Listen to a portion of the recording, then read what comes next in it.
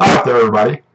I'm Travis Martin. I'm the Assistant Professor of Accounting at Southern State Community College. I wanted to take a few moments today to walk you through a very basic accounting example.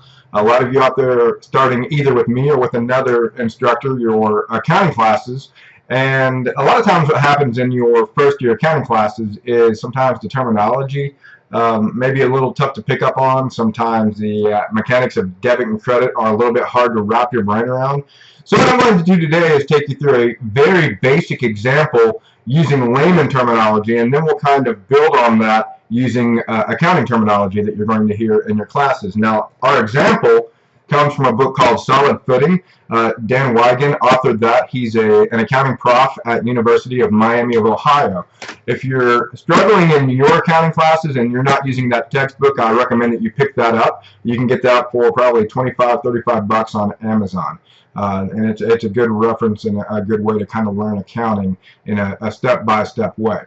So what we're going to do, we're going to assume, and I'm going to have you kind of picture this in your head, that we have yourself here, and you have a sibling. Even if you don't have one, just kind of imagine that you do. And you and your sibling, you like to go out and have fun on Friday and Saturday night, and it always seems like money is an issue. You never have enough money. So you two have gone together and you've decided that you're going to pool your money together in a money bucket. And you're going to kind of keep that money bucket by the front door. That way, as you go out on Friday, Saturday night, you can grab some money out of the money bucket and you'll be ready to go. And obviously, it's a great idea. The best place to keep a bucket full of money is right there next to the front door. So you guys have decided that that's going to be the plan. And from time to time, you're going to put money into it. And when you need money, you'll take money out of it. So you are going to put money in, and your sibling is going to contribute money also to that money bucket. Now, if we're talking about keeping track of that money bucket, there are probably three things we're going to want to know at all times when it comes to that bucket full of money. The number one thing we're probably going to want to know at all times is how much money is in the bucket. We need to make sure that we don't take all the money out of it.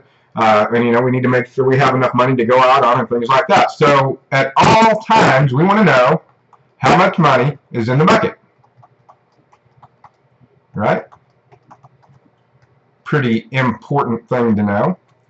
Second thing we want to know, if we're talking about our bucket full of money by the front door, we want to know the exact amount of that money that belongs to us, to you. You don't want to be taking your siblings' money. So at any given time, we need to know, as far as the money in that bucket is concerned, how much of it is yours.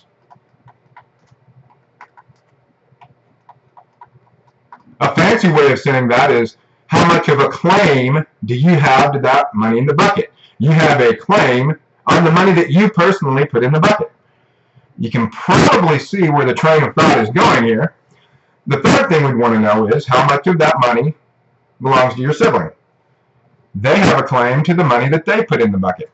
So how much of that money is the siblings? And really, those three things right there, that's what an accounting system is designed to set up to kind of keep track of. How much do we have, and who does it belong to? So we're going to kind of create an accounting system that keeps track of our bucket of money.